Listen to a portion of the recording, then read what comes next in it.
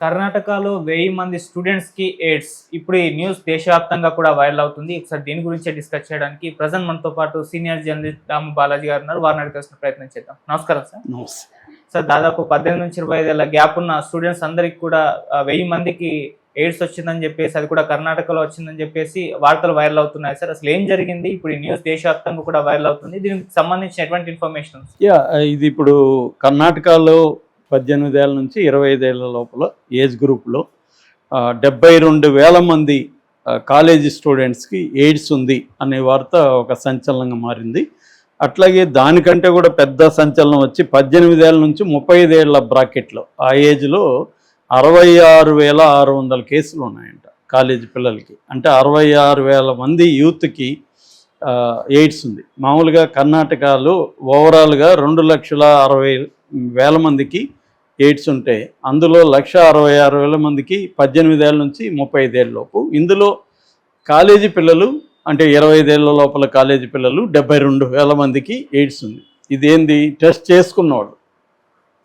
చేసుకున్న వాళ్ళకి కూడా ఒక 60,000 నుంచి 70,000 మంది వరకు ఉండే అవకాశం ఉందని చెప్తున్నారు. సో ఇది బయటపెట్టింది ఎవరంటే Karnataka state AIDS prevention society అని ఉంది. ఆ సొసైటీ డైరెక్టర్ పద్మా బసవంతప్ప ఆమె మీడియాతో మాట్లాడారు. సో దీనికి సంబంధించి ఇప్పుడు కర్ణాటకలో నాకో అని ఉంటుంది, నేషనల్ ఎయిడ్స్ కంట్రోల్ ఆర్గనైజేషన్. ఇది దేశవ్యాప్తంగా పనిచేస్తుంది. వీళ్ళు కూడా రంగంలో దిగారు. ఇప్పుడు వీళ్ళు కొన్ని విశ్వేశ్వరయ్య ఇన్స్టిట్యూట్ ఆఫ్ టెక్నాలజీ వీళ్ళందరూ కలిసి ఒక ప్రోగ్రామ్ని ఏర్పాటు చేశారు. అదేంటంటే ఇంటిగ్రేటెడ్ హెల్త్ స్క్రీనింగ్ అనమాట. క్యాంప్స్ నడపడం, కాలేజీలో స్క్రీనింగ్ జరపడం, అట్లాగే రెడ్ రిబ్బన్ సొసైటీలు అని పెట్టడం. అంటే కాలేజీలో పిల్లలు ఎయిడ్స్ ఉందా లేదని టెస్ట్ చేసుకోవడం అంటే వాళ్ళకి ఇన్సల్ట్గా ఫీల్ అవుతారు. మామూలుగా ఎయిడ్స్ అంటేనే ఇప్పటికి కూడా ఒక ట్యాబు. ఎయిడ్స్ అంటే వాళ్ళని దూరంగా ఉంచడం అవన్నీ ఇప్పటికి కూడా మనం చూస్తున్నాం. సో మిగతా జబ్బుల్లాగా అన్ని క్యాన్సర్ వచ్చినా, హార్ట్ ప్రాబ్లమ్స్ వచ్చినా ఎవరు వాళ్ళని విచిత్రంగా చూడడము, హీనంగా చూడడం ఉండదు. ఎయిడ్స్ అంటే వాళ్ళు ఒక అంటరాని లేదా కుష్టు వ్యాధి ఒకప్పుడు చూసేవాళ్ళు, అలాగా ఉంటుందన్నమాట. అందుకని ఈ కాలేజీలో వాలంటరీగా ఎవరు రావట్లేదు. కానీ ఈ రూల్ ప్రకారం వాలంటరీగా ఫోర్స్ చేయకూడదు. అందరికీ టెస్టులు పెట్టడం అలాంటివి చేయట్లేదు ఇప్పటికి కూడా.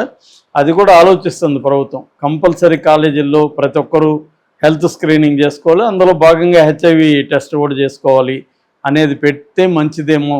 ఎందుకంటే ఇంత యూత్లో యూత్లో ఇలాగా ఉంటే వీళ్ళు మళ్ళీ స్ప్రెడ్ చేస్తారు కదా.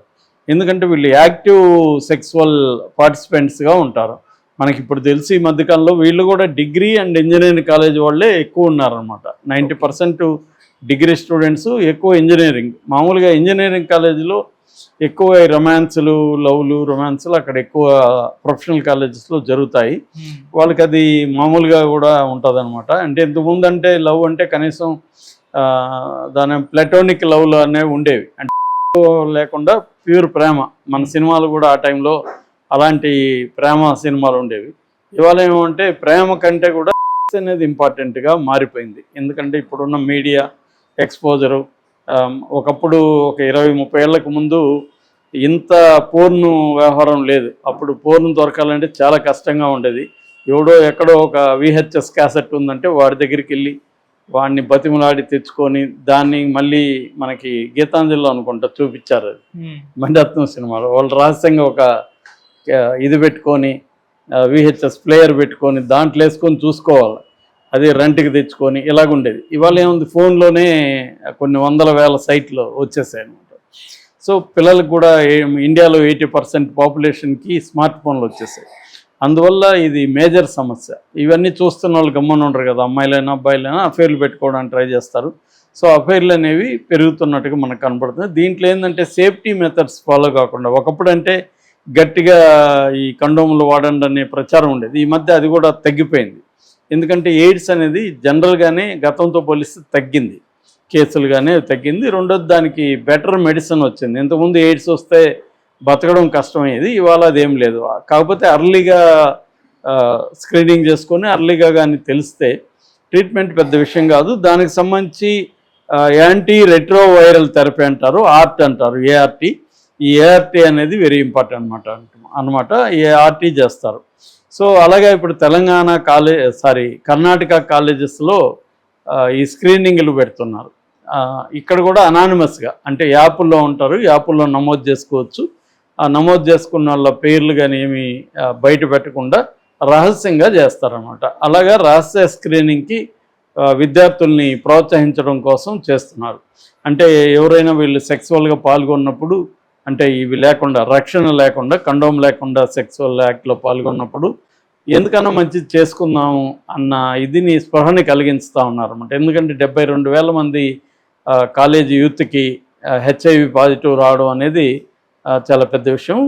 దేశంలోనే మనకు మొత్తంగా 9 రాష్ట్రాల్లో 74% హెచ్ఐవి 9 రాష్ట్రాల్లో ఉంది. అందులో నెంబర్ 1 మన ఆంధ్రప్రదేశే. ఆంధ్రప్రదేశ్లో దాదాపు 3 లక్షల కేసులు ఉన్నాయి. అక్కడ కూడా కాలేజీ యూత్లో ఎక్కువగా ఉన్నాయి. మామూలుగా మనకి ప్రెజెన్స్లో ఎక్కువ ఉంటాయి. అంటే మేల్ జరిగే చోట హోమోసెక్సువల్ అంటారు. హోమోసెక్సువల్ జరిగే చోట ఎక్కువగా కనబడతాయి. హాస్టల్స్లో, తర్వాత ప్రిజన్స్లో, ఆర్ఫనేజెస్లో, జువెనైల్ హోమ్స్లో, వీటిలో ఎక్కువగా ఈ కేసులు వస్తున్నట్టుగా చెప్తున్నారు. అట్లాగే ఓవరాల్గా అయితే దేశవ్యాప్తంగా లేదా కర్ణాటకలో ప్రత్యేకంగా హెటరో నుంచే వస్తుంది. మన ఈ 9 రాష్ట్రాలు చూస్తే ఫస్ట్ వచ్చి మహారాష్ట్ర, దాని తర్వాత ఆంధ్రప్రదేశ్, మూడవది కర్ణాటక. దేశంలోనే 3వ ప్లేస్లో కర్ణాటక ఉంది. తర్వాత 4వ ప్లేస్లో ఉత్తరప్రదేశ్, 5వ ప్లేస్లో తమిళనాడు, 6వ ప్లేస్లో మన తెలంగాణ ఉంది, 7వ ప్లేస్లో బీహార్ ఉంది, 8 గుజరాత్, 9 పంజాబ్. ఈ 9 రాష్ట్రాల్లోనే మొత్తం 74% ఎయిడ్స్ కేసులు ఈ 9 రాష్ట్రాల్లోనే దేశంలో ఉన్నాయన్నమాట. అంటే ఇవి వెరీ ఇంపార్టెంట్. ఇవి హిస్టారిక్గా కూడా, అంటే 80s ఆ ప్రాంతం నుంచి కూడా ఈ ప్రాంతాల్లో ఎక్కువగా ఉన్నాయి. ఆంధ్రప్రదేశ్ కూడా 80s నుంచి కూడా ఆంధ్రప్రదేశ్ ముందు ఉంది. అయితే ఇప్పుడు బాగా తగ్గాయి కేసులు. ఓవరాల్గా అయితే ఆంధ్రప్రదేశ్లో కూడా తగ్గాయి. వాళ్ళు ఆల్రెడీ ఎయిడ్స్ వచ్చి ఈ ఏఆర్టీ థెరపీ చేసుకున్నాక 4,000 పెన్షన్ కూడా ఎయిడ్స్ పేషెంట్కి ఆంధ్రప్రదేశ్ ప్రభుత్వం ఇస్తుందన్నమాట. అట్లాగే మొత్తంగా ఆంధ్రప్రదేశ్లో 23 జిల్లాల్లో బలంగా ఉంది. తెలంగాణకు వచ్చేసరికి తెలంగాణలో 1.5 లక్ష మాత్రమే ఉంది. అంటే దాదాపు ఆంధ్రప్రదేశ్లో సగం కేసులు మాత్రమే తెలంగాణలో ఉన్నాయి. అందరూ హైదరాబాద్ బలంగా ఉంది. సో తెలంగాణలో 19 జిల్లాల్లో టోటల్గా ఇక్కడ ఉందన్నమాట. సో కర్ణాటకలో దీనికి ప్రధాన కారణం ఏంది ఇంతమంది రావడానికంటే, బేసిక్గా సెక్సువల్ రిలేషన్స్ పెరగడము ఇంతకుముందు కంటే కూడా అదొక కారణమైతే, ఈ కండోమ్స్ కల్చర్ లేకపోవడం, కండోమ్స్ పట్ల సరైన అవగాహన లేకపోవడం, కండోమ్స్ వాడితే ఆనందం బాగా ఉండదని చెప్పి అనుకోవడం, వీటి వల్ల. రెండోది ఏంటంటే, ఇప్పుడు మామూలుగా ప్రెగ్నెన్సీ వస్తుందని చాలామంది కండోమ్స్ వాడతారు అమ్మాయిలు. కానీ ఇప్పుడు 72 అవర్ పిల్లు వచ్చిన తర్వాత వాళ్ళు ముందే పిల్లు కొనుక్కొని, లేదా 1-2 పిల్స్ కొనుక్కొని పెట్టుకుంటున్నారు పర్సుల్లో చాలామంది. సో పెట్టుకొని ఎవరితో కలిసినా వాళ్ళు తర్వాత పిల్లు వేసుకోవడం, ఆ ప్రమాదం ఉండదు కాబట్టి కండోమ్ వాడట్లేదు. ఇంతకుముందు అయితే కండోమ్ ఒకటే ప్రెగ్నెన్సీకి కాంట్రాసెప్టివ్గా పనిచేసేది. ఇవాళ ఈ పిల్లు వచ్చిన తర్వాత అబ్బాయిలు కూడా పర్సులో పెట్టుకొని, ఈ అఫైర్లు ఉన్న అబ్బాయిలు ఎప్పుడు అవసరం వస్తుందో తెలియదని అవగానే వాళ్ళకి ఒక పిల్లి ఇచ్చేస్తున్నారు. సో వాళ్ళు కూడా పిల్లి వేసుకుంటున్నారు. ఇలాగా చాలా వరకు కండోమ్ వాడడం అనేది తగ్గిపోయింది. దాన్ని ఇప్పుడు పెంచడం, అవేర్నెస్ పెంచడం, కాలేజీల్లో ఇవన్నీ చేయడానికి కోసం కర్ణాటక ప్రభుత్వం చర్యలు తీసుకుంటుంది. ఇది మంచిదే, చర్చ జరగడం అనేది మంచిదే. ఎందుకంటే చాలామందికి ట్యాబుగా ఉంటుంది. ఎయిడ్స్ అనేది కూడా one of the diseases like any other disease. నిజానికి అది ప్రాణాంతకమైనది కూడా ఏం కాదు ఇవాళ.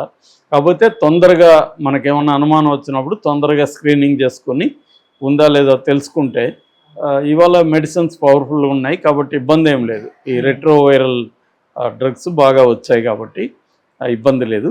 దీనికి సంబంధించి ఏంటంటే, ఇక్కడ కూడా ఎవరికైనా అలాంటి అనుమానాలు ఉన్నప్పుడు ఖచ్చితంగా వెళ్ళి టెస్ట్ చేసుకోవాల్సిన అవసరం అయితే ఉంది. Okay sir, thank you so much.